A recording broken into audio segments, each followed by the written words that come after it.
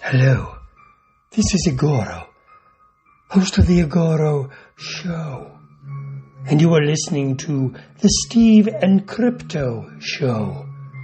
So keep your ears open and your mouth shut.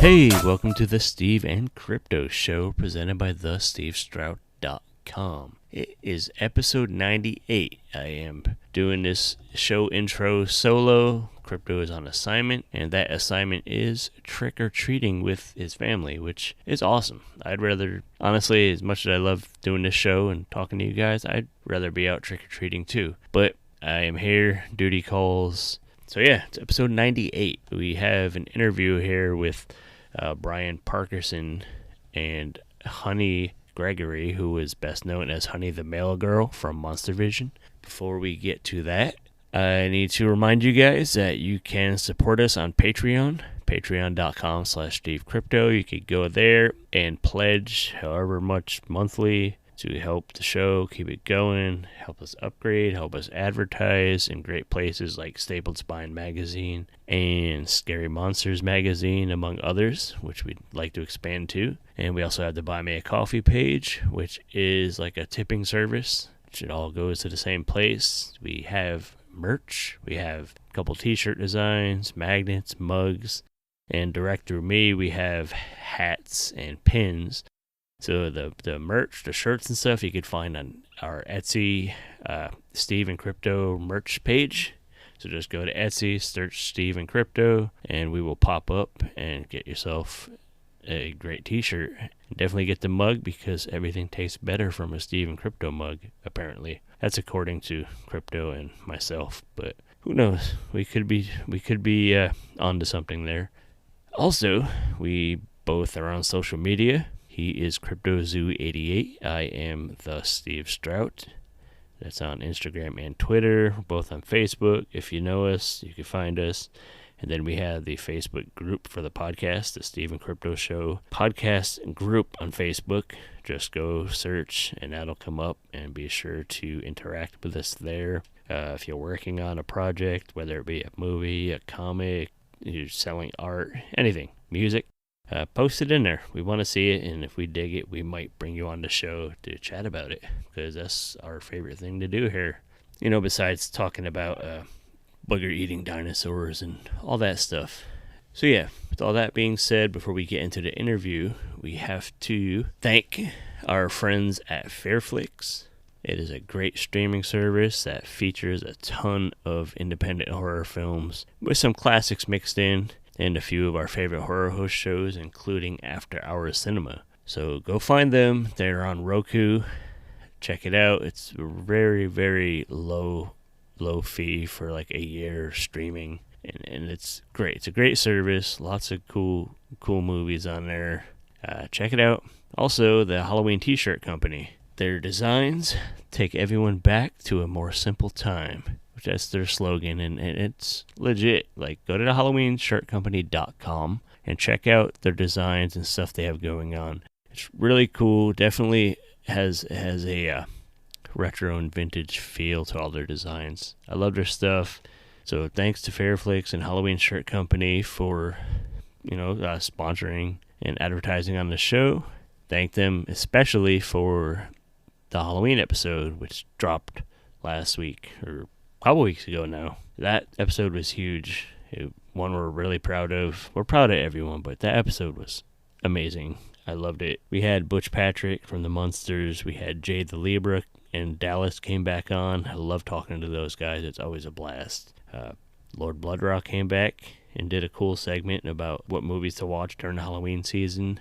And we had music from the Destroyers out of Seattle. They're a surf rock band with very sci-fi and spooky vibes.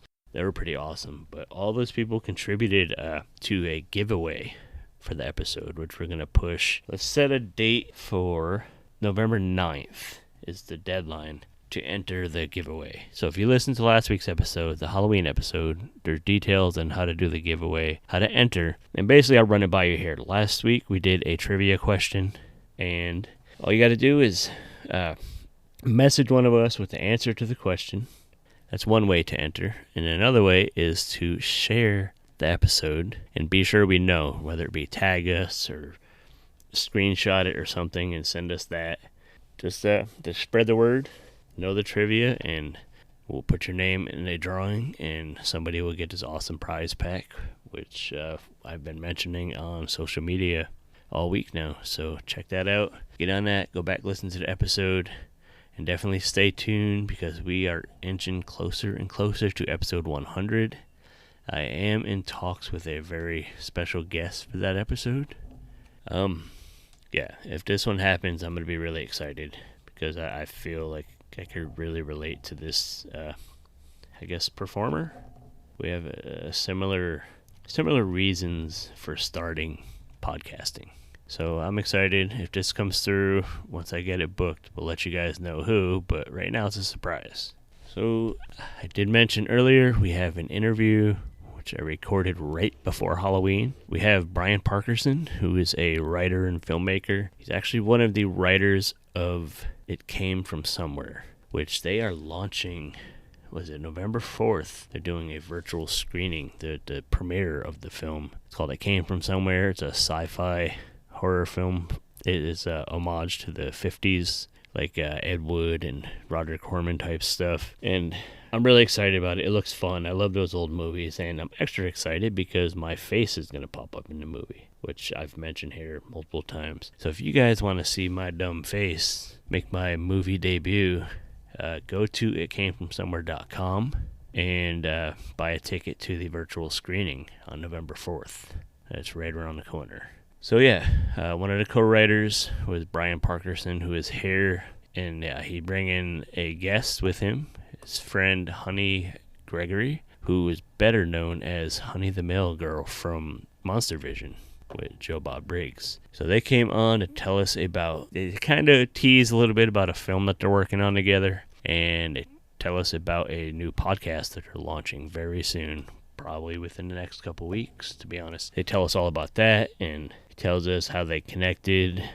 Honey tells us how she got into showbiz, how she connected with Joe Bob, and talked a little about her recent appearance on The Last Drive-In and all that good stuff. So let's not spoil too much of it, and let's jump right into that interview.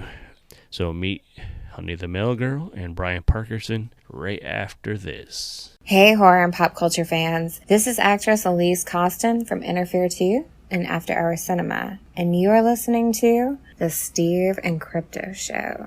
Hey, this is Crypto Zoo from the Steve and Crypto Show podcast. I want to thank all of you for listening. As always, I truly love you guys, and Steve and I love doing this show. I don't know why I babble about the same thing here and there. It seems like every other 5 episodes I grovel and tell you guys how much I love you, but it's because I do. And we truly thank all of you guys who are listening and keeping up with what we're doing. And, you know, the two of us enjoy just chatting as friends, but we really like that we're slowly but surely building a little bit of a community, a little bit of a fan base, and just people that we call friends also. You know, there's quite a few of you out there that we actually, you know, chat and interact with, and if we haven't yet, then we want to. So feel free to send us a message anytime, say hi. You know, we're all getting caught up in our busy lives, but if you get a second, send us a message, and we'll be sure to write you back as soon as we can, because we like connecting with all you guys.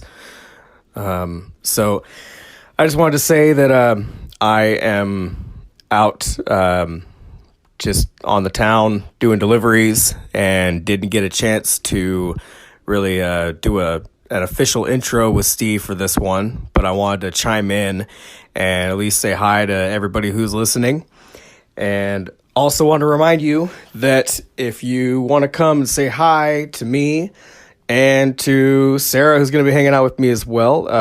This Saturday, which will be November 5th, we're going to be at the Kitsap Mall in Silverdale, Washington, as part of the Olympic Collectible Expo.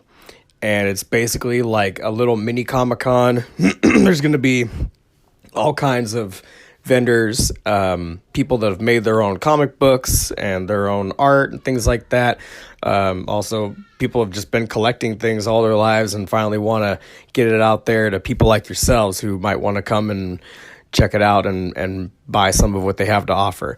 So I know I'm going to be there with a ton of Funko Pops, maybe a few comic books and other little assorted trinkets and toys and collectibles. But you got to just come check it out. Again, this Saturday, November 5th, Kitsap Mall, Silverdale, Washington, from 10 to 5. It is absolutely free.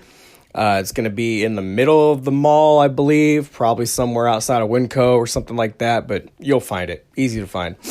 After that, December 10th and 11th at the Outlet Mall in Auburn, Washington, which was formerly the Super Mall. You can come there and come say hi and check out all the toys and different things of that event, which is going to be Unlock the Con's Winter Wonderland. Unlock the Con is a wonderful business and friend of ours. They put this little thing together and they have a list of celebrity guests, some voice actors and people that are going to come and do signings, and Krampus is going to be there to take pictures with you guys, and hopefully you've all been good. Otherwise, he's going to throw your ass in a basket and beat you to death with a stick. So we don't want that, because if Krampus gets you, you might not be able to listen to our podcast anymore, because anything that you actually enjoy doing, he's not going to let you have at that. So be sure to come out December 10th and 11th, Auburn, Washington, to the Outlet Mall, and I'm going to be there with a whole bunch of different collectibles, just like at the one in Silverdale. Probably a few different things that I won't have at the one in Silverdale as well. A few things that might pertain to some of the guests that will be there. So if you would like to get something signed by the original OG stuntman for Michael Myers in 1978's Halloween, you might want to stop by my table. I might have a couple things there. So aside from Michael Myers, they also have a couple people from Pokemon, voice actors. I believe the actor that does the voice of Squirtle is going to be there, along with a few other ones. There's possibly going to be someone who does some voice work for anime. We'll have more information soon, but I just wanted to let you know that, again, December 10th and 11th, Auburn, Washington. Come check it out. I'll be there. Come say hi. Come get some goodies. Buy some gifts for your kids for Christmas. Maybe buy something for yourself. And that's going to do it for now. This is episode 98. Crypto Zoo signing out. Peace. Hey, everybody, this is Danny Roebuck. Come on, my face is familiar. I'm sure my voice is familiar, too. You are listening to the Steve and Crypto Show, and that means that you have good taste, almost as good a taste as I have. Hey, we are on the Steve and Crypto Show, minus Crypto today. He's off on assignment, I guess we'll call it. We have a couple guests on. One I'm super excited to finally meet today. One, we have our old friend, Bryan Parkerson, who was on a few episodes back. We talked about the film It Came From Somewhere. He's the co-writer with Steve Herman, which I'm getting really hyped for that movie. That's coming hopefully soon. It sounded like by the end of the year. Yeah, it's you gonna might be see so it. good. It's going to be so good. It's going to be fun. If you like the old, Ed Wood and Roger Corman type 50s sci-fi movies, then you're going to dig this one. Like, the trailer came out recently. You could find it. I'll post it. I'll share it. So if you're following me on social media, you'll see it. It's good. You'll dig it. So we have Bryan Parkerson, who's, like I said, he's a writer, he's a filmmaker, and he's a fellow podcaster. And in a few minutes, he's going to kind of tell us how those all those gigs came together and how he's doing what he's doing. But we have a really exciting, me and I'm super excited. I'm like fumbling my words because I'm excited. Me and my love of horror hosts, and like I love Joe Bob Briggs and Sven Gulli and all like the legends. We have one of Joe Bob's OG male girls. We have Honey Gregory, who was known as Honey the Mail Girl back in the day. Hey. It's a pleasure to meet you and have you on here. Thank you. It's nice to meet you as well. Let's jump right in and how you got started in show business. Oh my gosh. Always have to tell the story. So okay. You can do the short version. Do the short version. Okay. Well, as everyone knows, and even Joe Bob brought up the last time I was on the show, was that I loved Elvis. And so it was my goal to marry Elvis and to be in movies with Elvis. So I would dance around the house in my go-go boots, my mini skirts, and I would practice dancing, and I'd watch Solid Gold and all those kind of shows like that, and all the old Elvis movies and beach party bingo movies and all that, and learn all the dances because I thought I was going to be on Elvis movies someday. And then I didn't, of course. He passed away when I was, I think like 12. And I was heartbroken. And, I graduated high school barely. I was flunking out. My senior year, I was not attending school regularly. And I was in a rock band. And my best friend and I were having way too much fun. But mostly I was dyslexic and I was very distracted. So I was doing anything I could to get out of studying. And I always wanted to be an actress and a model, but I didn't really know how. And I was extremely shy and could barely read and write. So when I graduated high school, I didn't get to go to college. My family didn't have that kind of money. And it was pretty much made known very bluntly that I could either go in the military or get married. Find a job and get married. And the military sounded painful at the time. Hindsight, I think I would have been really good at it. But I got married and it was not successful. And when I got divorced, I thought, you know what? I'm not getting any younger. It's time to do it. And so I found an agent and started modeling and acting. And I did that for a couple of years. And then at some point, Joe Bob and his production team reached out to my agent, and my agent sent in my headshots.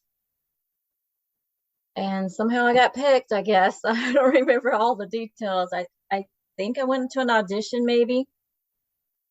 And they picked me, and I was the hubby girl. And I did that, I think, 2 seasons in a row.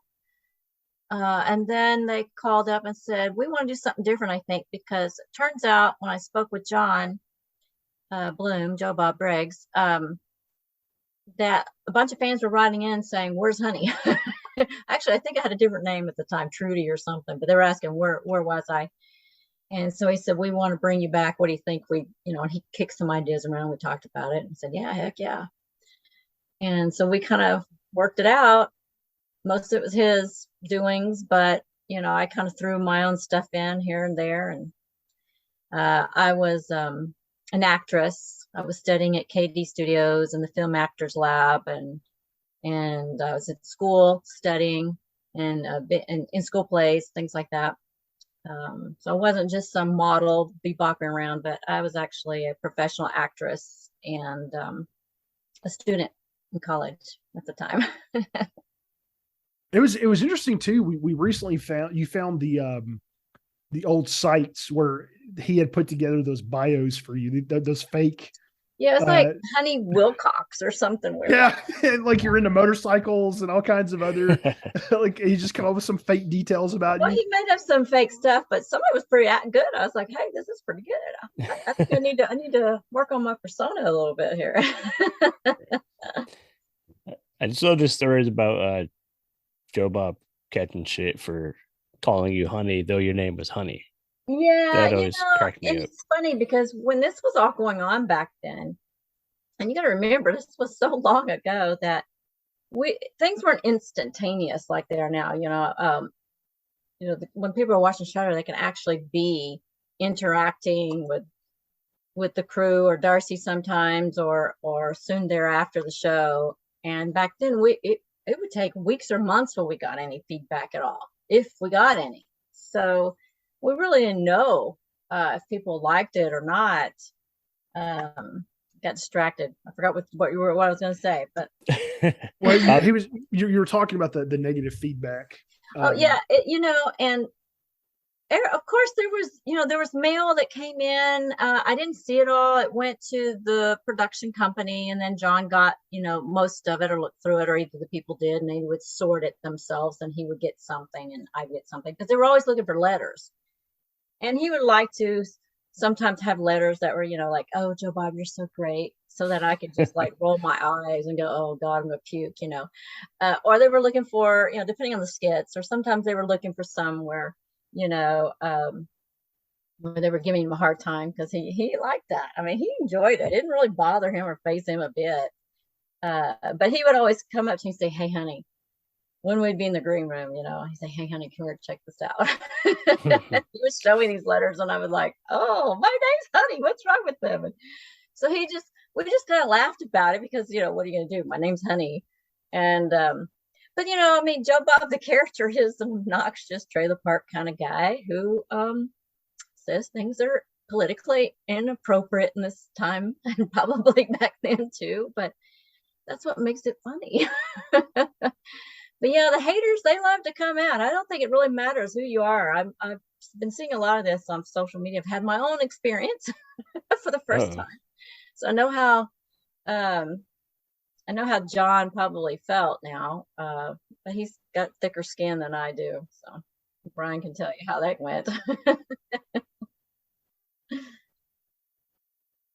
Had it been a while, you were recently on The Last Drive-In, had it been a while since you hung out with Joe Bob and spent time with him?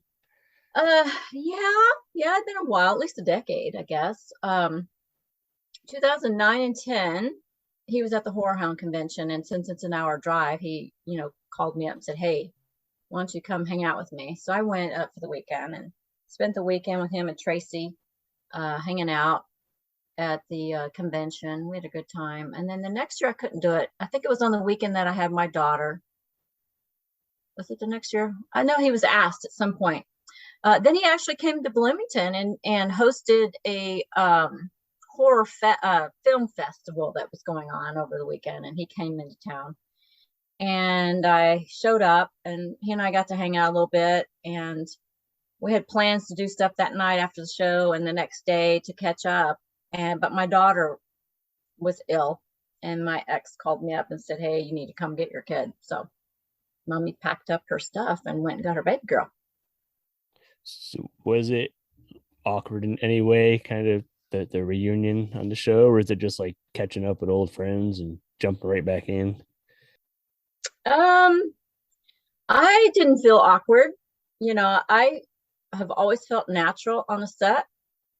It's something that I, in hindsight right now, realize that I should have probably continued to do, instead of being so concerned and going off and getting a law degree.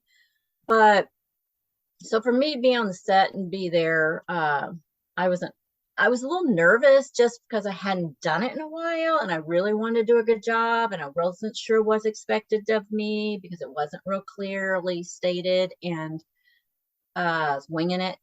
But I was winging it a lot of times on the set anyway. So that's kind of the way I really prefer it. I don't like hard and fast lines. I'm more of a bantering kind of person anyway. But I didn't get to catch up with John like I would have loved to. I don't know why. But he was really, really busy when I got there. He had they had a set. They had the set, and then off of the set was his own private space for writing and resting and changing. And then the rest of us was on the other side of the building, outside away from where the set was. So I did pass him in the hall. We spoke for about a second, and it wasn't awkward, but it was bizarre. You know, it was different. I guess for me, it was different because normally when I see him, he and I are just like old friends. Like, oh my God, why are you been? Oh, we just can't stop talking. But this was more like, oh, hey, thanks for coming. And then boom, he had to get back on the set. And I had to go in and get my makeup done. So, right. So it's more business mode. Yeah. Yeah, extreme business mode. And, but everyone was very kind, you know, very professional, very kind. I met John and Liz, and they've just been absolutely wonderful people to know. And I got to hang out with them at Graceland, you know, after the jamboree, and I just adore them. They're so cute. You know, they're like so cute. You want to take them home with you, you know, cute. Yeah. Yeah. So it seemed like you had a pretty good vibe with Darcy too. You know, that was the other thing that was kind of sad, because the day that of the filming, I didn't get to talk to Darcy. She was running around, you know, doing her trying to, and she has so many things to do, you know.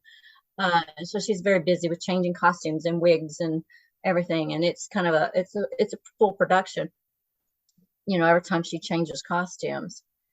But she and I met, oh gosh, right before COVID. I think it was February 2020. I went down to Louisville because John let me know that he was going to be in Louisville for his Redneck Hollywood show that he does. And he invited me to come down there. So I went down there and I spent the night, and I got to meet Darcy and him. Well, I got to see him and meet Darcy for the first time. And she was so cute. She had on, she was doing her cosplay tribute to me. And so she had on a blonde wig and the red top and the Daisy Dukes and some boots, like my original one of my original costumes from the show. And so I felt really honored, and we all did a picture together. And then I got to sit on the front row at the show, and John was kind enough to introduce me to everybody. And there was like, you know, some of the people remembered me, and others are like, who? You know, because they're only familiar. They were a lot younger and only familiar with the new show. And but everybody was really kind. That was a lot of fun. And then that next day, John asked me if I would be on Darcy's podcast.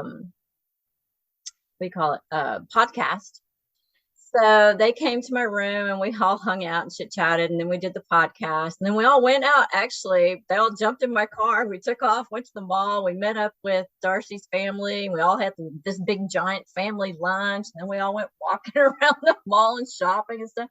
I mean, it was like we'd known each other forever, and we just had so much fun. And Darcy and I think had contact for a little bit, and we talked about getting together, but she's in LA and I'm in Bloomington, you know, and I had a small child, and I can't just pick up and go. But she's the type of person that if she was nearby, we'd be partying. We would definitely be partying. Yeah, she's a cutie. Yeah, she's super sweet, and she's very shy too. But when you get her, when she's comfortable talking to you, she's just, well, you know, that's so funny cool. Because when I was really young, I was super shy, and I don't know, at some point I came out of my shell, and now you can't shove me back in there, but it was probably a good thing, but sometimes it might be too much. But when we were at the convention, they did the Q&A, and I was telling Bryan about this.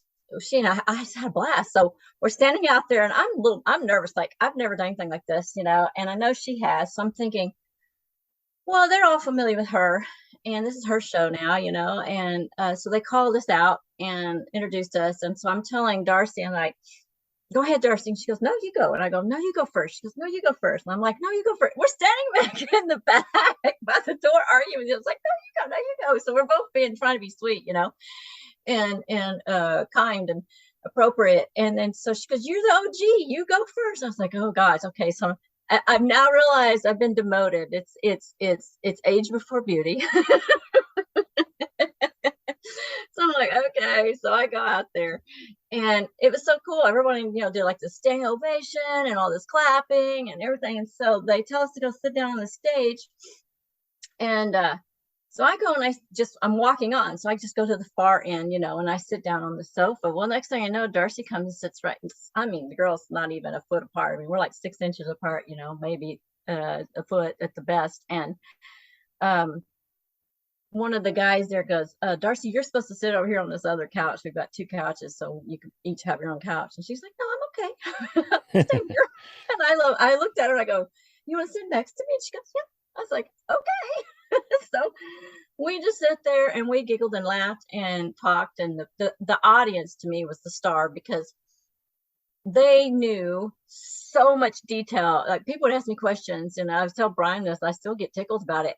They'll say, okay, back on season blah, blah, blah, or year so-and-so, this movie was shown and Joe Bob said this and you said that. And, do you remember this? And I'm thinking, oh my gosh, I don't remember yesterday, let alone, 30 years ago what I did or said. And then it was brought up to me later that a lot of these old episodes are now on Patreon or something like this. And I haven't even checked it out yet. So people have had the opportunity to watch all these old shows. And I'm thinking, my gosh, I told Bryan, I said, I think I need to subscribe so I can just find out what I said in case I get asked. Yeah, they're good. They're good quality too. I saw a clip of one recently. I've actually been thinking about subscribing myself because I want to go back and see some of them. Because I have no clue. It's been so long, But... Well, she has the original recordings. She's been able to get all the original recordings. She found a company that can transfer them over to digital. Yeah. And so like the stuff on YouTube is basically like a transfer from a VHS or like, recording from the television or something. So it's really low quality, but these are the actual, as if they're being broadcast today. They're good quality. I mean, it's really interesting to see the show from, oh my gosh, 20, 25, 26, 30 years ago. Yeah. Almost 30 years ago, and the quality it was when it hit the CRTs back then, so it's pretty cool to see that. It's going to be so weird. I've got to watch them at some point, but it's going to be so weird. See, for now, you should just, when you do a Q&A, you should ask the fans, like, what did I say in season this and that? Yeah. Instead of them asking you.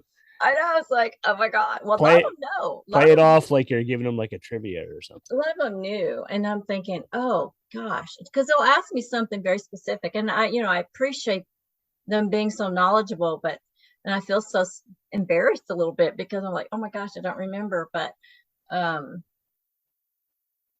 just amazed at how the people are so dedicated to it and so, informed. It's just so impressive. And then the ideas that they came up with, because like one person said, well, what's going to happen, if Joe Bob retires or passes, I mean, that's the reality. He's like, 70 something years old. And so someone else said something like, well, why don't you and Darcy have a show?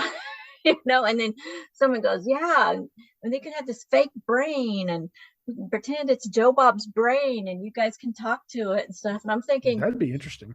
And I'm thinking, I never would have thought of that in a million years, but it's fantastic. It's great ideas. So, I mean, hey, I told Darcy, I said, girl, if you're up to it, I'm up to it. We'll do whatever you want to do. I'm cool. So we'll see if anything happens. But, things were in the makes of starting to happen. And then some haters got on social media and said some really hateful things. And so a lot of things that I think were in the works may have fallen through because there's so many angry people that think for some reason that I want to replace Darcy or her, which just breaks my heart to think that anyone even would think that, let alone, actually do something like that. So it's been kind of tough on me. I've been really sad about it, but Bryan can tell you. I had my days that I cried. I was like, why would people think I want to hurt her and do such a horrible thing? So, especially when it sounds like, you have a good career, in your personal life. Why would you want to go ahead and do something like that? I have my own business and I've got little things going on. I don't plan on being a lawyer forever. And I'll be honest, if something happened where I got movie deals and whatever, I would consider, switching gears again. I'm 58 years old, fixing to be 59. I wasn't planning on practicing law forever. And if I'm going to get back and do some acting again, this would definitely be the time to do it. But, until those things happen, So someone shows up with a contract and says, we want to do this deal and it's going to suck up all your time, then there's no reason for me to do anything different. Right. But the whole thing with the Joe Bob, with the last drive-in is, several people did ask me if I would be a guest again. And even some production people mentioned that was a possibility. And I'll say the same thing I said. I mean, to me, it's not a secret. Maybe it was supposed to be. I don't know. Maybe that's the whole thing that people got mad. But if Joe Bob wants me to come back on the show as a visitor and do some skits with him and Darcy and have fun, I'm up for it. I know it'll be a blast, and I hope that the people would enjoy it. But am I just going to quit my day job and move to New Jersey and say, here I am? No, until there's like a major contract or something. There's always going to be the haters out there, especially on social media. And it's really sad. I don't understand it at all, but it was a severe misunderstanding. Yeah. I'm doing other things, like Bryan always reminds me. He says, you got your books, you have your business. He always reminds me I'm a writer and that I have a movie script that's a production company's currently looking at, and I've got other things going on. Yeah, for sure. There's other things going on. So, I mean, you're probably still having a blast, kind of coming back in the spotlight a little bit, and still got to be a good time, I'm sure. It's humbling and exciting and confusing and interesting and all at once. But, I think, things just work out the way they're supposed to, and we'll see what happens. And I mean, it's going to be okay. Whatever happens, it's going to be okay.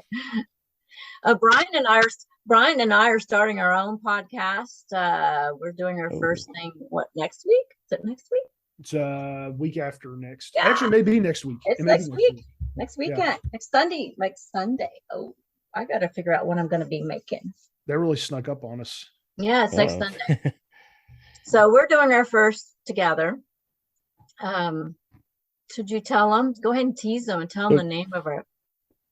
Well, so I didn't know what I could and couldn't say because I don't want to give anything away. It's next week. We're doing it next week, and it's going to go out with a couple days. All right, honestly, this episode is probably going to air. It's not going to be this week's episode. It'll be next week's episode. So, it'll kind of fall right in line. This is a first announcement. This is exclusive right here. Yeah, so we're going to be doing a show called Grills and Thrills. And basically the premise, I mean, Honey and I are stepping as horror hosts, I suppose, but we're going to grill ahead of time, and we're going to sit down and with our steaks or pork chops, whatever it is we decide to grill that day, and we're going to eat, and we're going to discuss a film that we've watched. I am going to leave the film we're watching a secret, and I actually am trying to get a couple of very special guests to show up for about 15 minutes on that episode.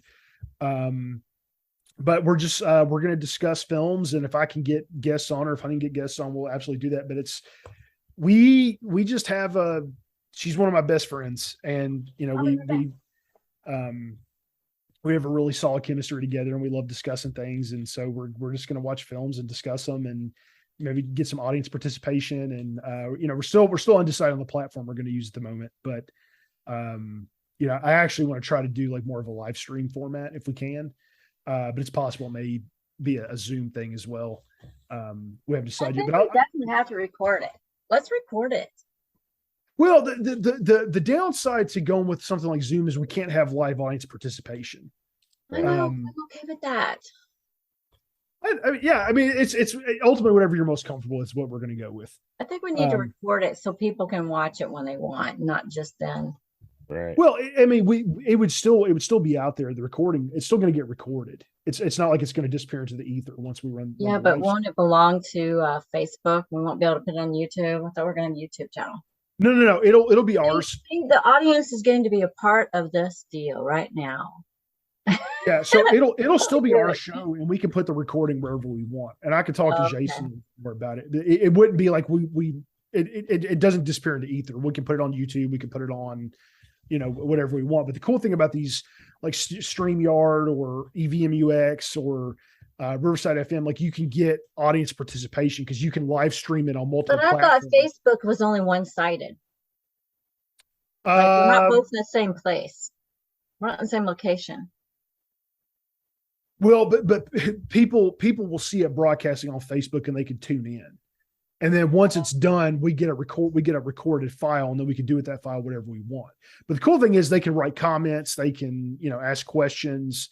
But won't it only be camera pointing at you? I mean, I won't. No, it'll be both of us. How could it be both of us? Just like it's like this. Yeah. FaceTime is? It's not FaceTime. It's Facebook Live is like this. Well, that's not what we're doing. It's something different. Oh. It's a totally different platform. But that platform has the ability to integrate into Facebook and other like Twitch and stuff like that. How technical I am not.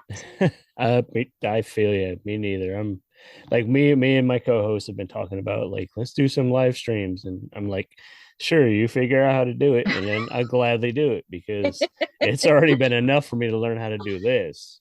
Yeah, I'm terrible at this stuff. Terrible at it. Good thing you got Bryan, right? You got the right co-host. Yeah, I mean, like, you don't even need to my life in perfect timing too. You don't even need to worry about it. Just let me worry about it. I'll just give you the links and you just go to them. And just show up when you're scheduled and let Bryan do the work. Seriously, he came into my life at perfect timing. So hey, I need a reason for everything. I wish I had found a Bryan.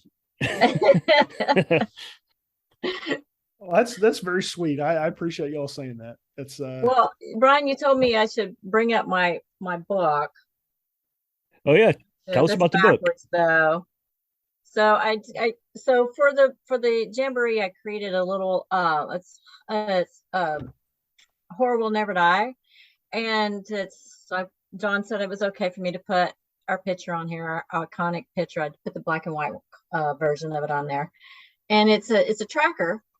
So that people it tracks up to 100 movies. So people can actually track. It's on Amazon under Honey's Books, and it's called Horror Flicks Will Never Die. And it's a movie tracker, and you track and review 100 movies. It's got good ratings so far. I sold out when I was at the Jamboree. I think I took like 10, and they went fast. So people really do like it and enjoy it. There's a notebook as well. Oh yeah. Is it kind of like a personal journal or something? No, it's so there's a couple pages for each movie, and you go through it and you write down, like the title, the stars, the director, when it was released, the plot, the villains, the heroes, and then you rate it. You give your own ratings, put your own notes in there, and then there's a horror count, so you can you can track things like zombies or werewolves or whatever it is, and demonic possession, cannibalism, and all these kind of fun things that show up in horror movies, all these really gross things.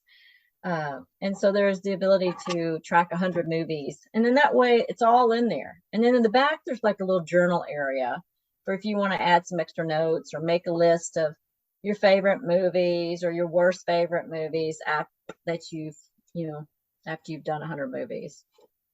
And it comes in just plain covers too, but this one I did a special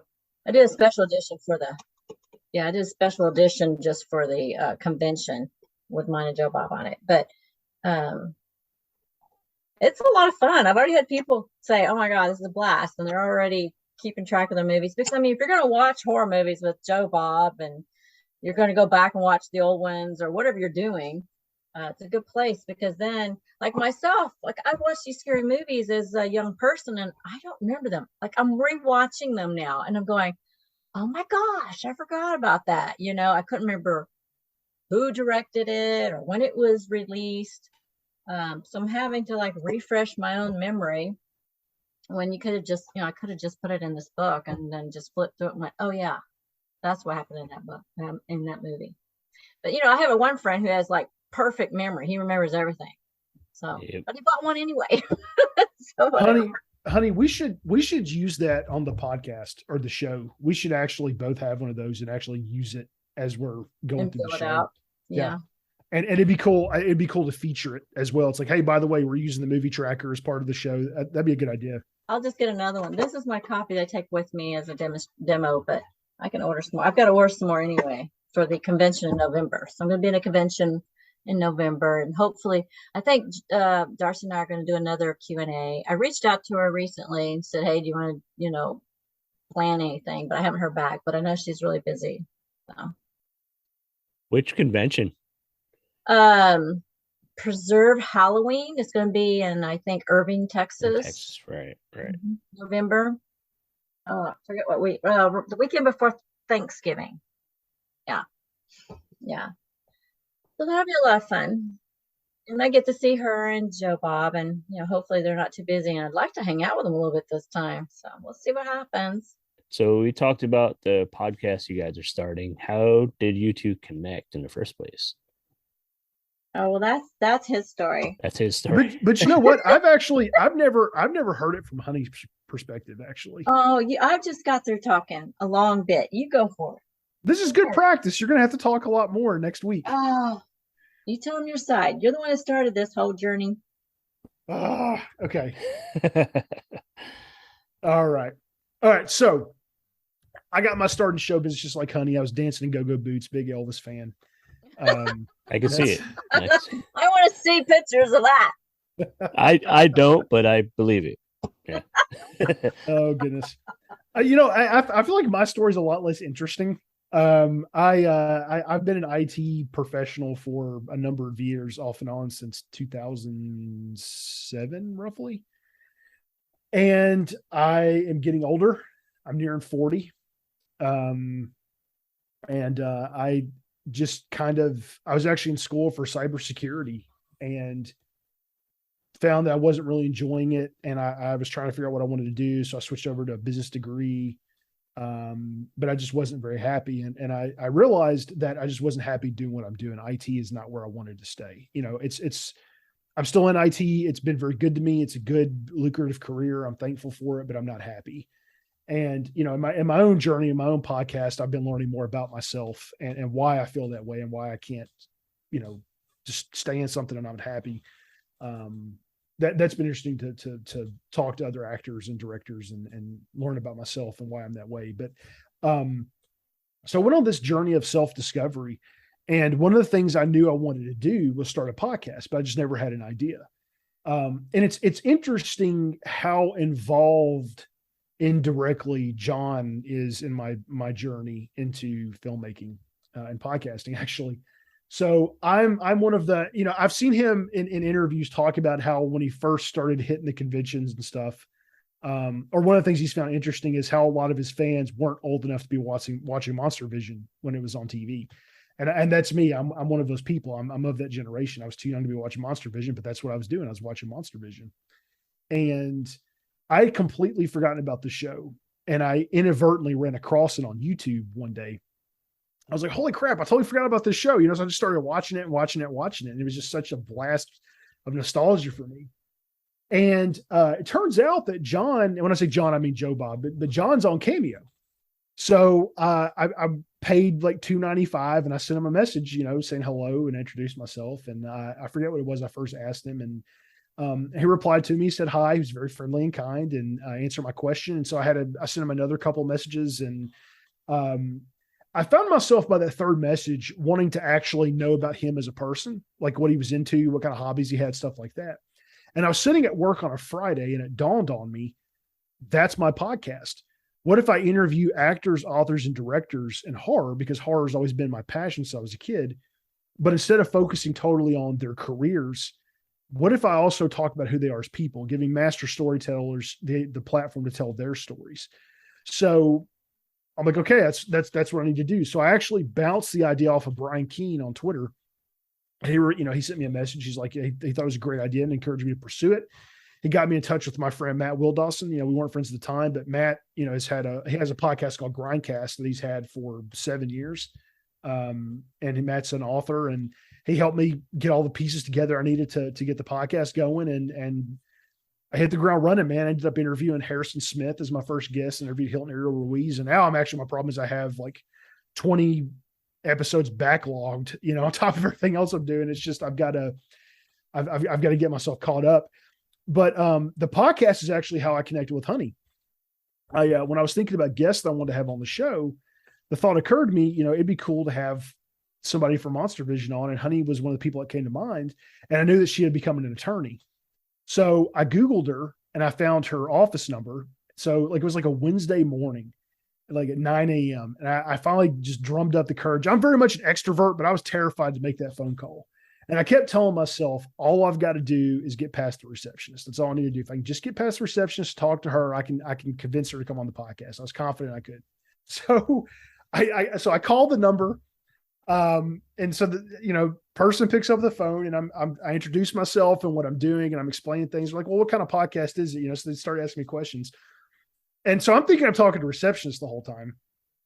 So finally Honey's like, oh, but yeah, it's Honey. I didn't realize I was talking to her. I'm like, oh crap. Okay. I'm actually talking to you, so we, she gave me her contact info, and it actually took us about a year to schedule. The funny thing is she was in my movie before we actually did our podcast episode, which is interesting.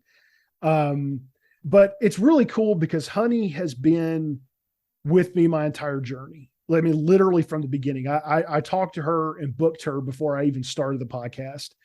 And she has watched me grow and pursue this from the beginning. And we've really become very proud of you. Oh. Thank you. And we've just over the past year, she's really become one of my best friends, and she means the absolute world to me. I would do anything in the world for her. And it's, I actually want to tear up a little bit just talking about it, because she's special to me, and she means a lot to me. Ditto. And it's funny because, I'm still working on my movie right now. We ran into some production problems, but I got them fixed, thankfully. But, Honey was actually in my movie. She came down to Knoxville. She was gracious enough to do that. She came down to Knoxville, and, I don't know if I've ever been so nervous. I mean, there have been very few things in my life to make me as terrified as I was, that something was going to interfere and keep her from getting to be in the film. But that day came, and she showed up, and we had dinner together, and it was so weird because it was as if I'd known her my whole life.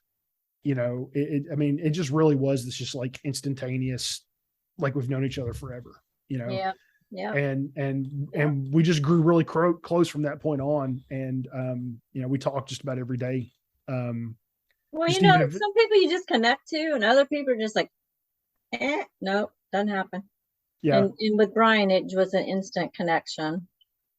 Yeah. I mean, even if it's just hey, how's it going? Or, what are you up to today? Like I think we talk every day. Like, how like when you meet people in a business situation, you're like, they're acquaintances, and you feel like they're acquaintances. Like, oh yeah, it's nice to meet you. But with Bryan, it's like, oh, hey, it's Bryan. Yeah. It's like, there's my long lost cousin or something. Yeah. It's really weird.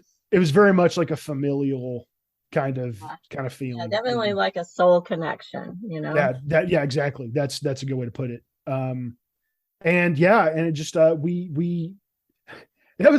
was an interesting day as well. I actually took the day off and, did some last minute preparations, cause we stayed in touch the entire day as she was driving to Knoxville. And I'd say the funniest part of the day was me going to get her costumes. I needed to get an outfit for the shoot. And so I'm standing in a Ross, and I'm completely lost. I'm looking at all these women's clothing, and for whatever reason, my brain just shut down. It's just like, no, we're not, you know. And so I called her, and thankfully she answered, and I explained the situation to her. I'm like, I am trying to find clothes for you. And she sent me sizes and stuff, but I just felt so lost. So she laughed at me, and then we kind of started trying to kind of walk me through what we were doing. It wasn't a mean laugh. It was funny. Well, I got off the phone with her, and I still felt completely lost. So I actually found this little old lady in the aisle, and I went and talked to her. I'm like, hey, can you help me buy women's clothing? Can you help me try? I told her what I was doing. And so she was nice and walked me through how to, because so many shirts were see-through. And I'm like, what? It just seemed like every other shirt I looked at was see-through. And I'm like, okay, I need to find a way to fix that, and so I was like, what do I need to not make this see-through for the film? And, so I ended up buying 4 different outfits, and, we actually settled the simplest one. It was just a gray shirt and jeans, and it worked out perfect. And then we were kind of arguing over what she was going to wear. She's like, what do you want me to wear? And I'm like, whatever you're most comfortable with. She goes, no, what do you like? Cause she really was pushing me into the director mode. You're the director. Well, I'm an actress, and so it's really funny because as an actress, I've walked on set so many times and had to put something on. I'm thinking, oh my God, I'd never wear this in the real world. But I'm not supposed to be wearing that in the real world because my character's not real. And so for me, I'm always going in expecting any sort of costume. And then that helps me get into character, because once I know what my character wears and who my character is, then it's easier for me to take on that persona. But Bryan was like, no, just whatever you want. Well, because I wanted her to be comfortable, like that's most, my biggest concern was her comfort, that she was comfortable and she was wearing, she felt safe and just, she just felt comfortable. And that goes for any actor or actress I have on my set. I want them to feel comfortable and safe, So, it really meant a lot to me too, because early on in the day, she had actually texted me and said, that she was anxious about this. And I was like, oh no, don't be anxious. It's just me, like it's no big deal, but that meant a lot to me because it really showed me she cared about this project. She cared so much about it that actually she was nervous about it because she wanted to give a good performance. She wanted to do her best, and she knocked it out of the park, man. I can't wait for everybody to see the footage. I actually wrote no dialogue for her and she still knocked it out of the park. I mean, to me, the sign of a good actor or actress is being able to act without dialogue, being able to emote with your facial expressions, your body language. And she started even ad-libbing in that regard. I mean, there's one scene where she slams the door. That's not in the script. She just slams the door and it was perfect. I mean, it really worked out well. And we just had a ton of fun. I mean, we cut up and laughed, and Honey's one of those people that she walks into a room and like the room lights up and she's friends with everybody. She, everybody, I was introducing her to everybody. She was getting pictures with everybody. And she's just a magical person. Well, life is too short to go in pissed off and grumpy and being a Karen and acting like your shit's better than everybody else and treating people like dirt. And I just don't like being around that kind of negative energy. And, if you come in with a positive attitude, ready to work and help and serve others and be a benefit and, improve people's lives, no matter where you go, then most of the time you're going to make friends and give a good performance, have a good time, whatever it is, depending on what you're doing.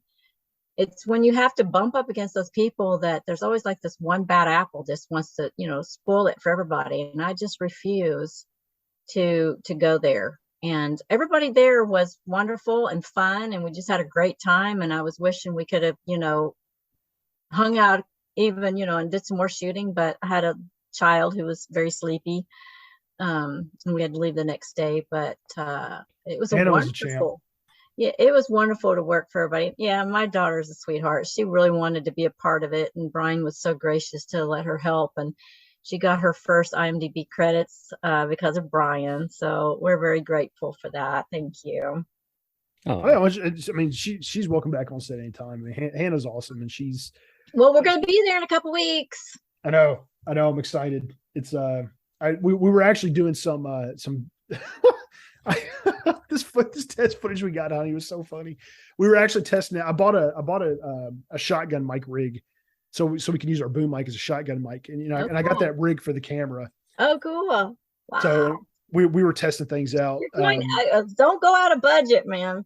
Don't worry about it. It'll be good no matter what. We have a secret project, so it's but yeah, no, we're gonna be ready to go. It's gonna be great. But that's I mean, so it was actually through the podcast that I met Honey. We just became really good friends, and we just connected, and she's family to me, very much family to me. I mean, I literally would do anything in the world for her, and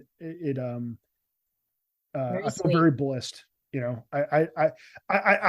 lucky enough to know the real person. I'm lucky enough to have her in my life. I don't know. It's just it's just weird how you make those connections sometimes. I mean, I never would have thought back in the 90s, seeing her on TV, that she'd be one of my best friends. 20 something years later, like we were doing a podcast recently, and I was sitting there thinking about that. It really kind of humbled me for a minute. It's like, it's just so surreal. It's like, I was watching this woman on television as a kid, and now she's one of my best friends. And like, I would have never in a million years have had that on my list of things that was going to happen in my life, but it did. and there's just been so many moments like that in this filmmaking journey. I mean, getting to talk to Scott Reiniger for my podcast. I mean, Dawn of the Dead has been my favorite movie for 23 years. And I got to interview him, and it was humbling and exciting. And, you know, I broke the rule. You're not supposed to fanboy out on your guests, but I had to with him because he's one of my heroes. And he was very kind, very nice. You know, he reminded me that he was a human being like me, but I'm like, doesn't matter, man. Like you're Scott Reiniger, you know, but he was so sweet and kind.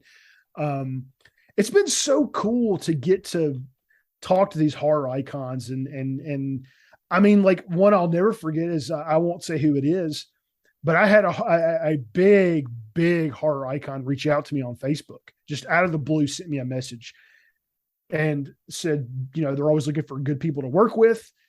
They sent me their reel, you know, and they said, if you ever have any projects, please consider me. And I literally I was sitting at this very desk and I'm like, I don't need your reel because I know exactly who you are. I immediately was like starstruck, you know, because I know who this person is, and I was so blown away.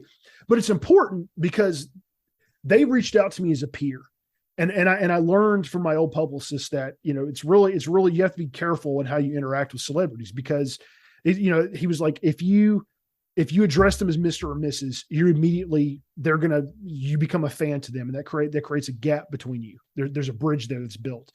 And they see you as a fan. Well, this person reached out to me as a peer. So I knew at that point it was important that I address them as a peer. You know, they approached me in a professional manner. I cannot respond as a fan. So my strategy, because I was fanboying out. So my strategy was like, okay, I need to call somebody and just get this out of my system. So I reached out to a friend. I was like, you know, I just went through the whole thing. And then I responded as a peer, you know, as a filmmaker, you know, and every interaction I've had with this person has been as a filmmaker.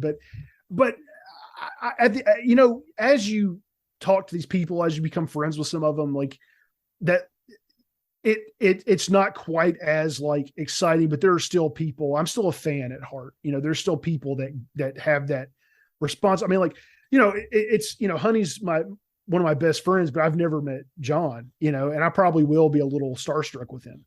And honestly, I just want to be able to shake his hand and thank him for the impact he's had on me, because it was talking to him that inspired me to do the podcast. It gave me the idea for what I'm doing, but it was also a monologue that he did on the last drive-in that was kind of that final push for me to start getting it to actually just go out there and make a movie.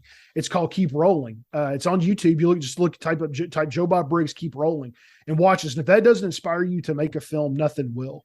It was that it's 5 minutes and 47 seconds that'll change your life. You know, and one of the things he said is there's no such thing as an aspiring filmmaker. He said, he's like, I don't care what you do. You're a filmmaker. Like if you have 10 minutes a day to work on your screenplay, you work on it for 10 minutes a day. You need to start identifying as a screenwriter, as a director, as a filmmaker.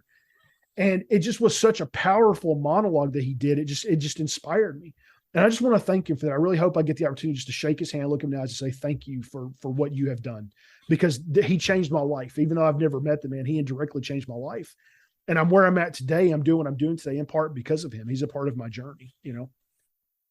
I feel like it's a long-winded answer to the original question. So how did you go from podcasting to filmmaking? There's parallels there that kind of, I know we've talked about it before, how it kind of opened the door for it. So yeah, man, it just was in that, it was in that time of introspection and that's when I started talking to these filmmakers. I think that really, I started to realize, I think this is what I want to do. And I think I was toying and the timeline gets a little blurry in my mind because a lot has happened in the short period since like March. Okay.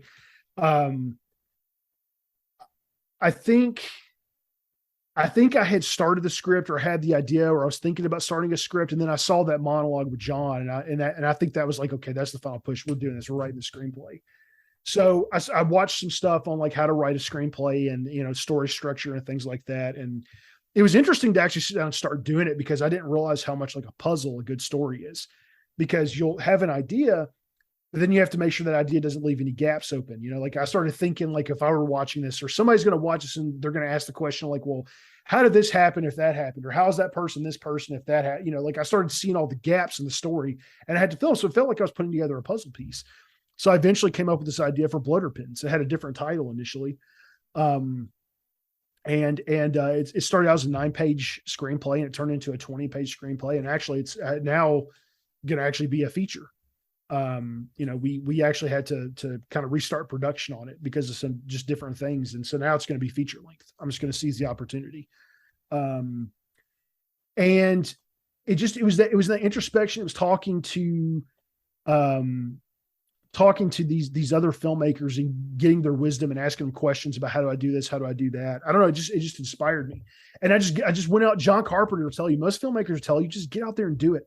In fact, I've not had a single person ever tell me to go to film school. It's always just get out there and do it. So that's what I did. And I literally was armed with this right here, my iPhone. That's what I started out with. I had no mic. I had nothing. I had my iPhone. So I went out and did like a little 2-minute thing with my friend Carol Sue, and I called it a trailer. I actually shared it with Darcy, and Darcy shared it for me. I actually got like over 800 views on it, and a lot of people were interested in the idea. Weirdly enough, through the podcast, I actually met a guy, and he came on as a guest, and we became friends. And he's a filmmaker himself. He actually donated equipment to me. He sent me a camera, lenses, all kinds of stuff. And through the graciousness of some of my friends as well, I bought some equipment, but I've had other people donate or buy equipment for me. And just over the past, 6 months, I've slowly been able to build up, and I've taken on a couple of business partners as well, but I've slowly been able to build up enough to actually start making films and kind of expand past that. So Blood or Pins actually started out as a little 2-minute challenge from a friend of mine. And it's become it's going to be a feature when we're done, done with cameras, lights, the whole shebang, but a lot of that's been through. I look at it honestly. I mean, I'm a man of faith. I look at it as God opened doors for me and connected with people that were gracious enough to donate to the project. But I literally, I was fully prepared to do it with my phone. I literally started out with my iPhone, and you would be surprised what you can do with the phone. In fact, you can make a feature with your phone that looks great. The iPhone natively will shoot in 24 frames per second. If you change it over to HD mode, you can shoot 24 frames. There are two things you got to look out for with filmmaking. You need to shoot 24 frames per second. That's the standard for cinema. And you want to follow what they call the 180 rule. The 180 rule dictates that your shutter speed is double your frame rate. Okay. So in this case, you're shooting at 24 frames per second. So your frame rate needs to be 1/48 or as close to as you can get. Some cameras will actually only do in increments of 10. So like my camera that I use, a Canon T5, it'll only do 1/50. So my shutter speed is always 50, but that's fine. It's close, but that's what gives you that cinema look. That's what gives you that motion blur. So you're armed just with your smartphone with the ability to actually shoot something that looks like a real movie. The challenge and the hurdle you're going to have to overcome is sound.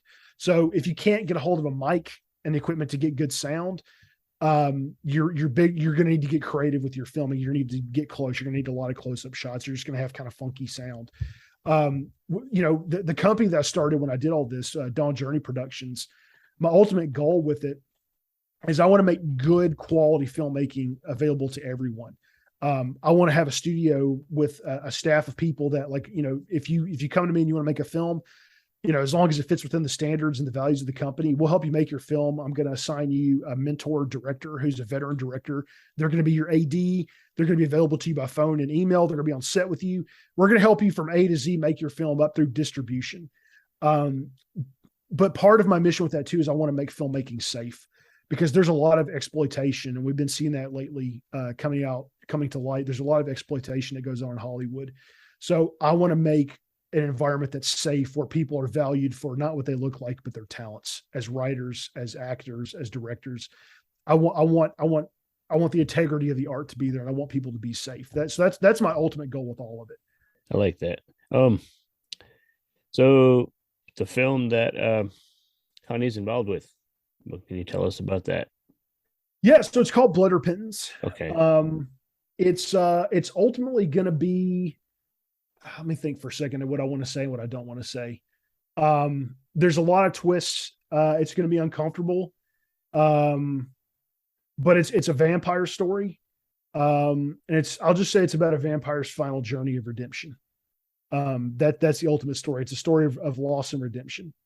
And Honey's got a cool part in it. She plays a character named Elizabeth, and there might actually be a sequel.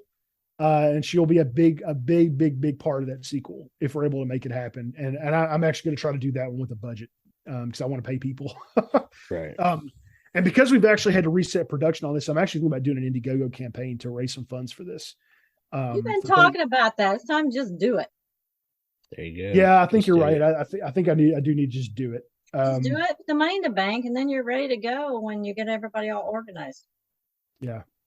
Yeah. Well, actually, Honey, while you're down here, we might need to do like a little video, just you and I, that I can use on the Indiegogo campaign, just like you're in the movie and like, hey, we're raising funds for the film. And I think that might actually help. Okay. So what's we'll be with child in tow. So, it's going to be focused on stuff, but, we can squeeze that in real quick before we start the other stuff. Yeah, we can just do it with the phone. We can just do like a selfie kind of thing. Yep. There you go. So what's the time frame on the release? Originally we wanted to have the film done by November, but because we're having to restart production, I don't know yet. Hopefully no more than 6 months. And it's going to be all right. I know you're beating yourself up about it, but it's going to be okay. Yeah. And I have designed this production in a way that actually it's all of the challenges we ran into originally, we're not going to have this time around. I've actually this is how you learn. This is how you learn when you're making movies, exactly. And right, she just made the most salient point right there. That's why John Carpenter himself tells people just grab a camera and go out there, because the best film school is just making a movie. So many people, Hard knocks. Exactly. They're paralyzed by what seems like an impossible feat. Like, oh man, how do I make a film? Well, look, most people have friends. Most people have family. Yeah. And people told me I could never go to college, and I did. People told me I'd never write a screenplay, and I did. People told me I'd never be on TV, and I was. You just can't listen to the naysayers. You just got to go do it and tell them where to put it. And I'll break it down for the audience right now. Here's how you do it. If you want to make a movie, here are some simple steps to follow. The first thing you need to do, get on Facebook, find your local film community. They more than likely have a group out there. If they don't, start it. Start a group for your local film community and put a post out there. I'm a new filmmaker. Don't call yourself aspiring. I'm a new filmmaker.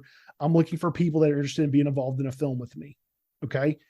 Number 2, start a studio, start a production company. I don't care what you call it, Bob's Production Company or Bob's Productions. Okay.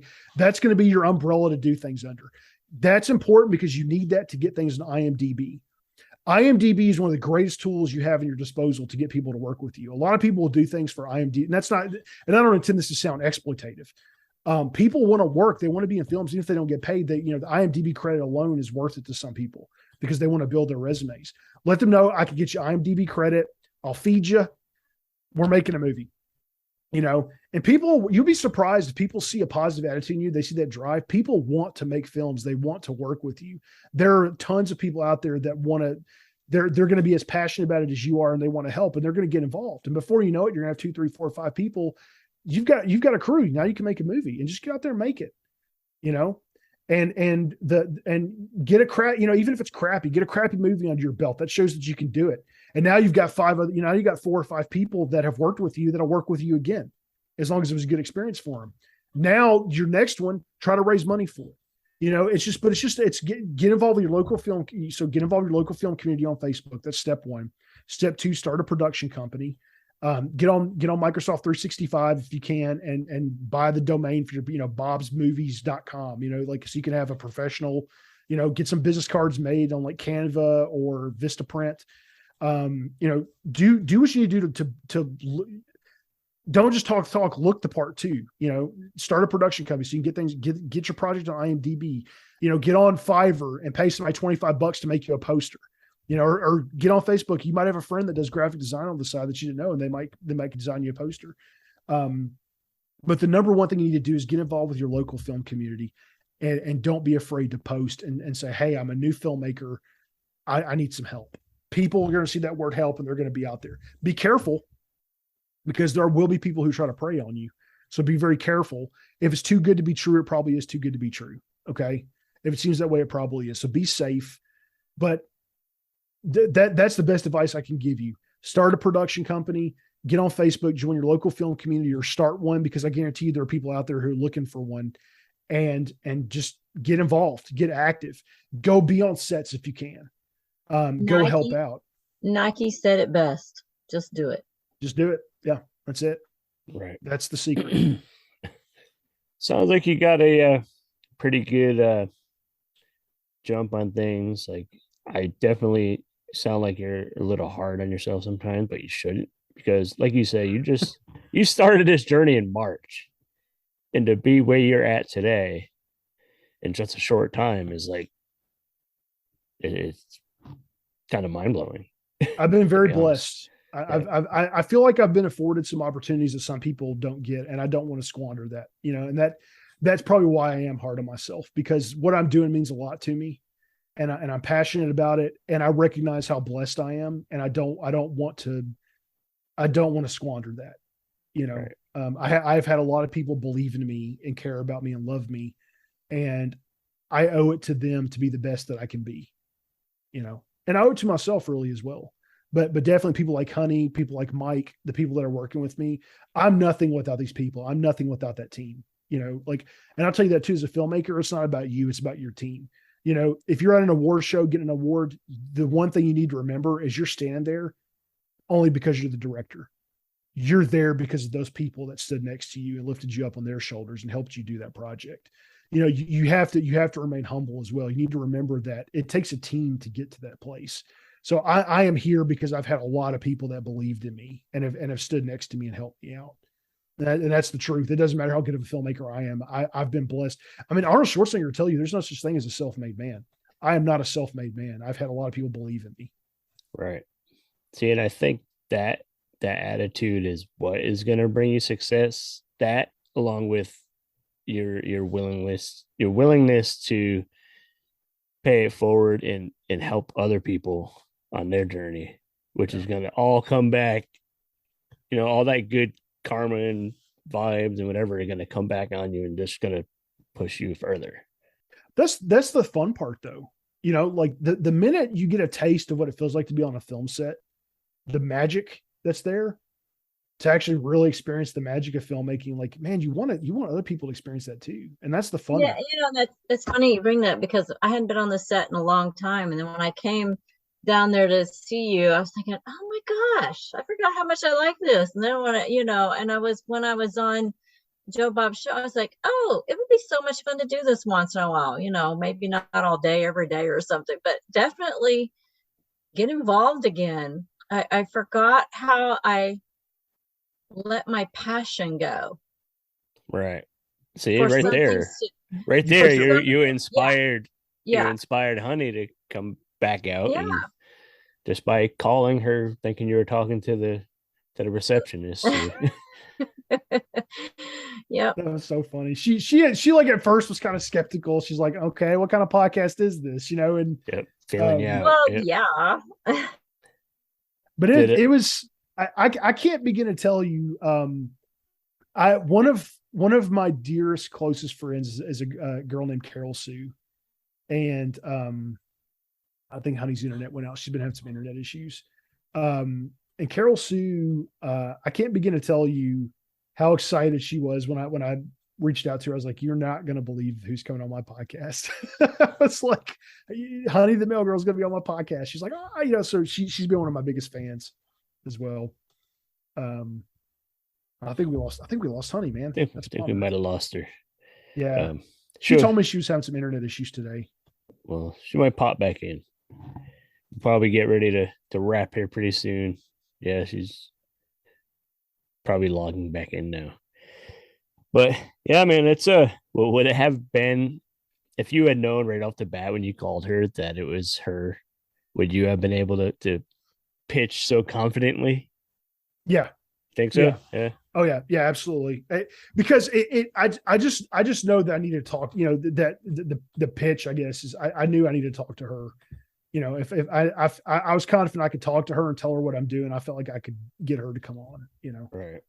Maybe that was naivety on my part, but Yeah, it just it paid off. Yeah.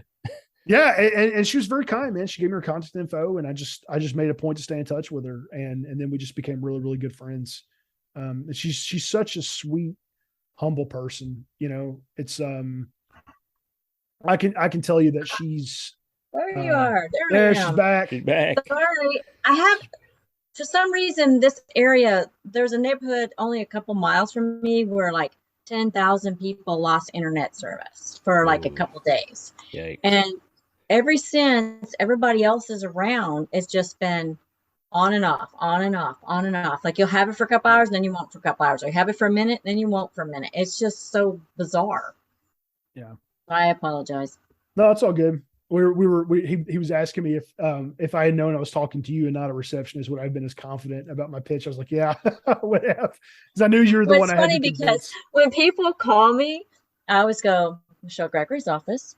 And they'll start telling me all this stuff. And if it sounds like some crazy nonsense, because I get like, donate to whatever or something like 10 times a week. Yeah. I'll say, well, or some sort of a sales pitch or something.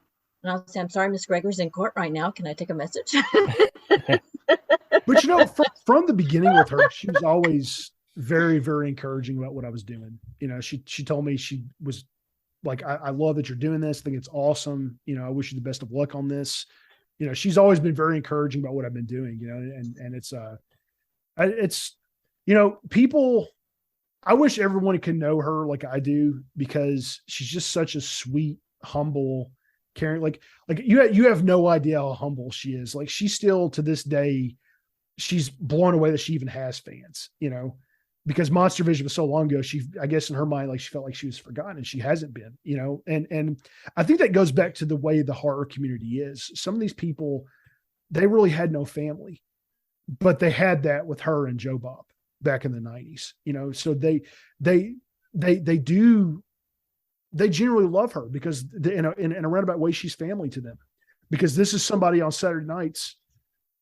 When you say that, it reminds me that, I always walk around all the time now, so isolated from home, feeling like I don't have family. And I think being on the show and finding out from you and everybody that there are fans that care about what I'm doing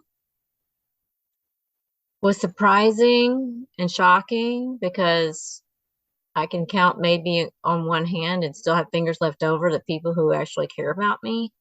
And I think that was part of the reason why I was just like, yeah, if these people care about me and they want me to be back on the show, I'll go out of my way to do that, because I don't have much family and I want to be part of something again. Yeah. And her fans mean a lot to her. She actually really does genuinely care. But if they don't want, I think that's why I got so upset, Bryan, because you convinced me, like, look, people really want you to take the time and do this. And I thought about it and spoke with my daughter, and she was, okay, mommy, you should do this. And I had her support because she matters most to me. And so I was willing to change my schedule and my lifestyle and start doing things different. But then when those haters, then I was having second thoughts, like, I don't need that. My life's hard enough as it is. But you got to remember though, that was only like that was actually one person out of the, 1,500 people that, you're up to like 14, you're over 1,400 followers on Twitter right now. Out of all those people, that was one person that maybe got a handful to believe the lie that they were telling. It still hurts my feelings. I know. And the thing about those people, those people are out there for that purpose, to just, excuse my language, just to fuck with people. I know it's like they want to hurt people. obviously they're not well, because normal people don't want to hurt people, but still, it's really. That's what I was saying. It's like I almost feel bad for those people because they need to do stuff like they need that in their life because they're probably that empty and, like you say, Yeah. they're probably not well. Yeah, just That's any all kind of they have. attention makes them happy, but still, Exactly. it's That, and it's easier to be like that on social media and stuff because there's really no consequence. right. Well, Well, there is though. I mean, there are people that are affected by your actions. Like nobody in that else sense, saw it. yes. Yeah. I saw the damage that it did, that to this day is still Right. there. And I feel bad. I feel like it's my fault. We I just wanted to help her, like the reality is if people want to see her back on that show, they need to write in and tell people like, hey, we want to see Honey back on the show. Yeah. And there was one person who, for whatever reason, I guess felt like that was a threat to other people and started spreading lies about her, and actually went and created fake accounts on Twitter and started spreading these screenshots that were taken out of context and tried to paint Honey as a racist, which couldn't be further from the truth. And some people believed it and actually unfollowed, and some people went along with the camp. But and it even crossed over into Facebook as well. But the reality of it is, Honey has nothing but respect for Darcy. She loves Darcy, not only as a host, but as a person. She loves her. I mean, absolutely loves her. And I feel like it's my fault. I was just trying to help. I manage her social media, and I was just trying to help. I was just trying to get the word. It's like, hey guys, if you want to see Honey on Joe Bob Show, here's the people to write to. Let them know, like, hey, we want to see Honey back on the show. There was no malintent there. There was no malice. There was no attempt to usurp anything. It was purely me trying to help my friend out. And, and this person, like I said, they literally took the time to create like 2 or 3 accounts and start spreading these lies. And so there are people out there right now who have a severe misunderstanding of who Honey is. They believe a lie about her. And, I can tell you, she's a kind, sweet, smart, intelligent, humble person, and who's incredibly talented and wonderful. And I'm blessed to have her in my life. And it's just sad that happened, and it absolutely has had an impact on her. And it carried, the It's made me second guess whether or not I should be acting again. Maybe I just am not tough enough. Well, according to Bryan, it sounds like you still got it, so you probably should be. You just can't let this shitty people bring you down. And Bryan, you can't blame yourself in any way for people being the way they are. You know what I mean? I told him, I said, you were just trying to be funny.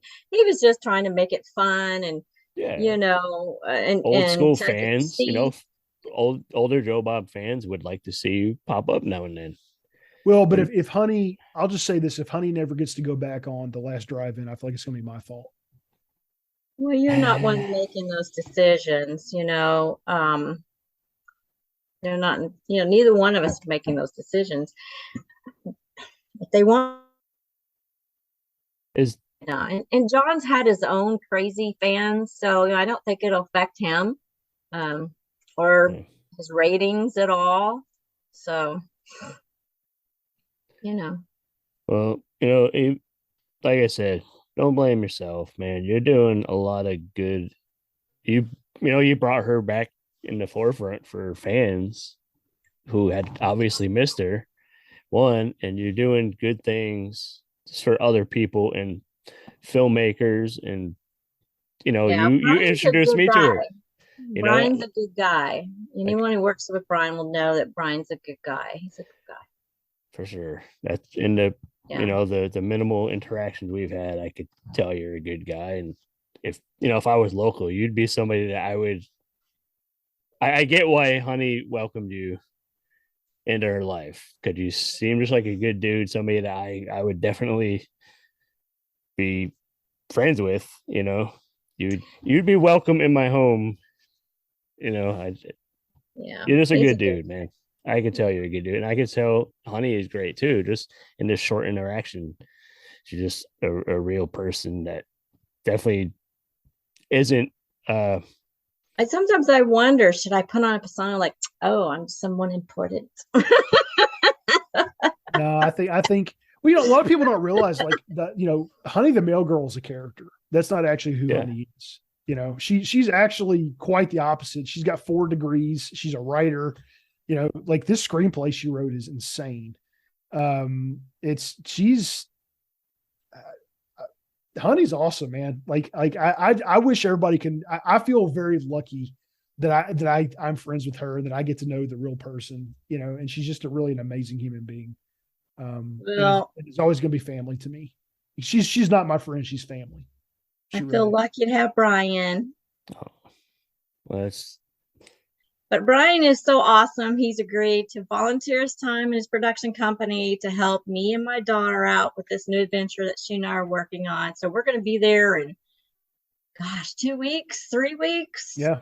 Shooting for a couple of weeks. This is a project my daughter's wanted to do for a long time. So technically this is her project, and we're all supporting her in her venture here, her first thing she wants to do on her own.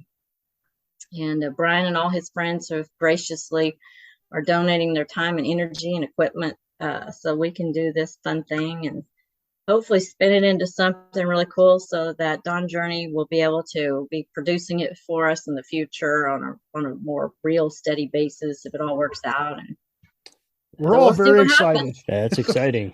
So it sounds like there's a bunch of good stuff going on that you are creating together and on your own. You got the movie coming.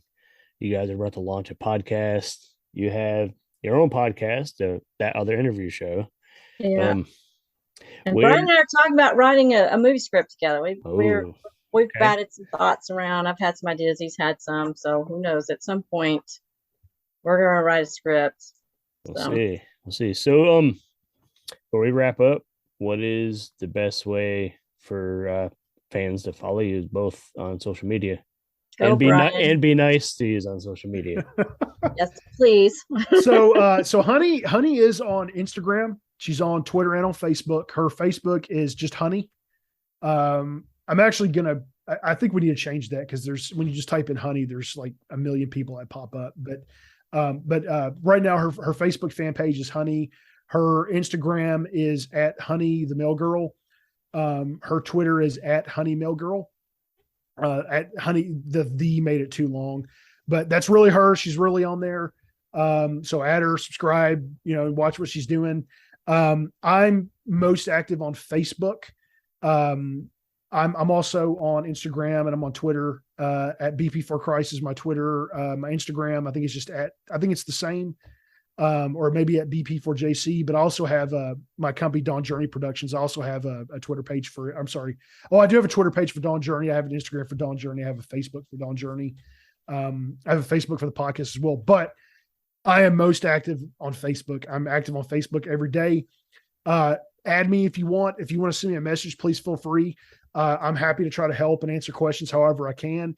But do me a favor, if you do message me, send me like an entire message, like, hey, my name's so-and-so. This is, like I had a question. And cause like a lot of scammers, they'll say hello. And you respond or like, they'll start asking you, have you heard the good news and other weird stuff. So, feel free to reach out to me. I'm very approachable, but just do send me like a complete message so I'll know that you're not like a scammer or some robot or something. Anything you guys want to add before we? No, I'm just grateful. I'm so grateful. Thank you for. Yeah, thanks for having us on, Steve. This is great, man. Definitely. Thank you guys for coming and hanging out. It was a good way to spend a Sunday afternoon for sure. Heck yeah. We'll get links and stuff up to. I'll have Bryan send me whatever links he wants me to post for you guys, and we'll put it in the show notes. And excellent. We will get that going. And thanks again. Thank you, Honey Gregory, Bryan Parkerson. Thanks for coming on the Stephen Crypto Show. Thank you, Stephen. Bro. Appreciate it, man. Thanks. Bye.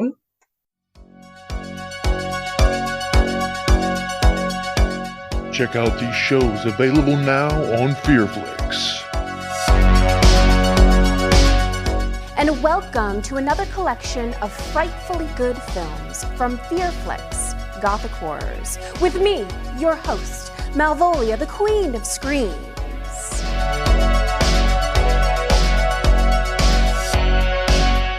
Hey, I'm Pamela Such. You know me from all the Wave movies. And here we are, we're going to play Curse of the Swamp Creature 2. Hello guys, I'm Rachel Waits. And I'm Elise Costin. Welcome to Silent Screams. I'm Pamela Such. I'm Monica Hayes. Thank you for tuning in to 70s Grind Out on Fearflix.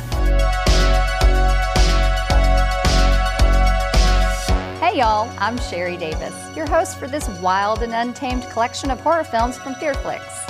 We wrangled up a selection of Texas horrors for this one. Welcome to Lone Star Horrors.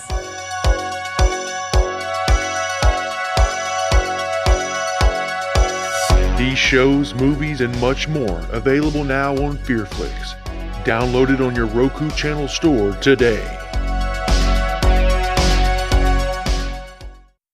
Hey, this is Dr. Gangrene. You're watching the Steve. No, you're not. You're listening to the Steve and Crypto Show right here on whatever network you're on. I don't know what you're on. Don't ask me. I can't see what you're doing, but keep listening and tune in next week for more cool content on the Steve and Crypto Show. All right, we are back. Thanks to Bryan and Honey for hanging out and telling us a bit of their story and what they got going on soon. I think it's time that we jump into this week's trivia question before we wrap the show. So, you guys know what to do. Send us the answer on social media. He's CryptoZoo88. I'm the Steve Strout. Message us at either one of those places. Tell us the answer. We'll take your address and send you some stickers or something. And we will hold your name and put it in a drawing once we accumulate a nice list of people. And somebody will win a bigger prize pack. So, trivia. Here's the question. We've been making them easy, so you guys shouldn't be missing none of these. So, how many people does Jason kill in the first Friday the 13th movie? How many people does Jason kill in the first Friday the 13th film? So, send us the answer. Get in on some prizes and stickers and stuff. Stick them all over the place and promote the Steve and Crypto Show. And, of course, promote and support the show by visiting our Buy Me a Coffee, buymeacoffee.com/SteveCrypto, patreon.com/SteveCrypto. Find our merch at Etsy. Just search Steve and Crypto. Then, of course, on social media, as I mentioned, he's CryptoZoo88. I am the Steve Strout. That is on Twitter and Instagram. And then we have the Facebook group. Go to Facebook and search Steve and Crypto Show, and the group will pop up. And, of course, in the show notes, we'll have all this stuff linked, along with links to Bryan and Honey's social media and the such. And make sure you guys go watch It Came From Somewhere on November 4th, so you could see my lovely face on the movie screen. So go ahead, go do it. ItCameFromSomewhere.com. Get in on it. And with that being said, we're going to wrap this episode. We have been the Steve and Crypto Show. Crypto will be back next week. Thank you guys for listening. Peace.